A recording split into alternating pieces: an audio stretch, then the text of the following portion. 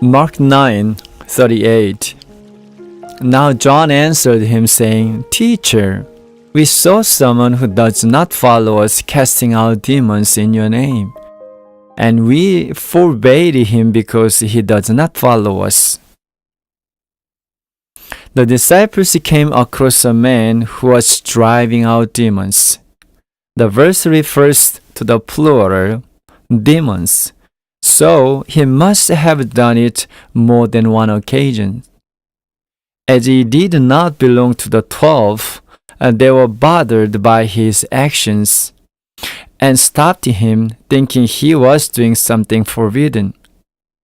Let's look at the disciples' motives more closely. John said it was because this man did not follow them. In the NIV, this is translated as he is not one of us. What exactly does this mean? The 12 thought that driving out demons was exclusive to them, and that no one was supposed to perform this action without their permission. In other words, they considered it their sole right. Was this man's behavior really the problem they made it out to be? Definitely not. Casting out demons is one of the best things that the children of God can do for others. It's the action of freeing a person from a bondage of Satan. Without God's permission, without receiving power from above, no one would be able to drive out demons. This man was authorized by the highest power. We could say he had a hotline to God. So when the disciples stopped him, they were interfering with God's hotline. How can we apply this to ourselves today?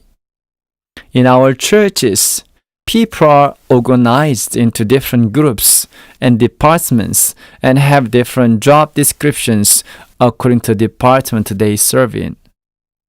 This should be respected.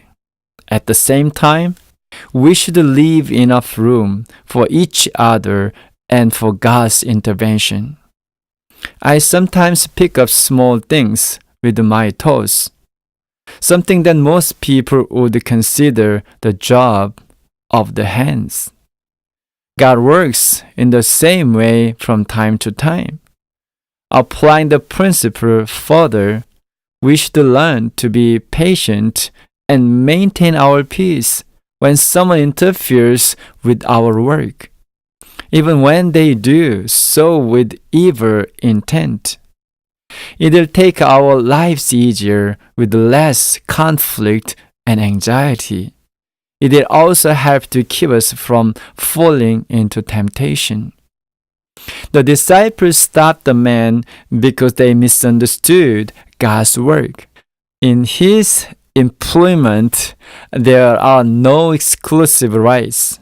We are simply servants doing our work at our Master's command.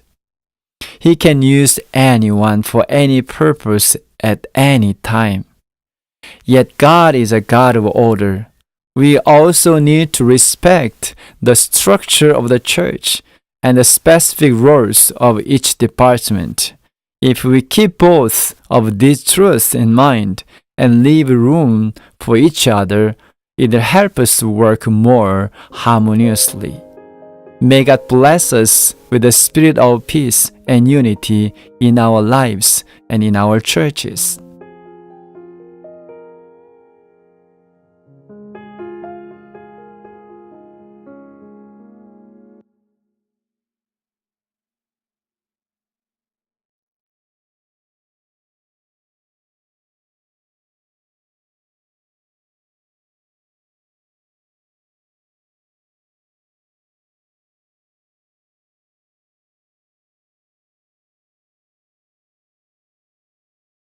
We could say he had a hotline.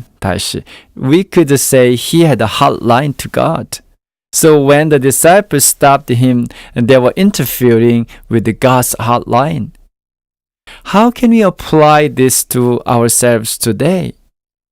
In our churches, people